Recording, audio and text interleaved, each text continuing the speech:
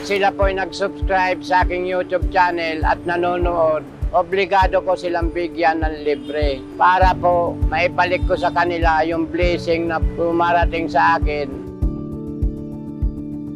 Ako si Jimmy Panis Cunos, na edad ng 57 years old. Galing po ako ng Tacloban, so may 22 years na nagtitinda ng taho. Wala po akong kinakasama, ako lang mag-isa. So yung tinitirahan ko, may mga kapitbahay ako doon, mga kasamaan ko rin magtataho.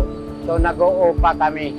Then gustuhan ko magtinda ng taho. Dahil nga 300 ang puhunan at 300 ang kita, 100 ang puhunan, kumikita ka na 200 isang araw. Ang kontraksyon ko noon, 45 pesos ang isang araw ko. Bali, 4 na araw ko pong kikitain yung 200 isang araw. Simula po nung ako'y naging vlogger, ito po yung akin na pangalawang pangita yung pagbablog. Naisipan ko po mamigay ng libreng taho nung rapid test sa Manila City Hall. So dami ng tao, doon ko pinamigay yung aking taho para makatulong sa ekonomiya ng Pilipinas. Kahit man po ako lugi, ginawa ko lang po yung paraan para makita ng buong Pilipinas ang ginawa ni Tatay Jimmy. At gusto ko rin makatulong sa mga tao na nagpaparapid test dahil kung hayaan mo sila, pagdating ng pila nila, sila ay gutom na. Karamihan, malalayo pang lugar, pumunta ng Maynila. Pagdating nila katapos kumain, iba na yung nakapila.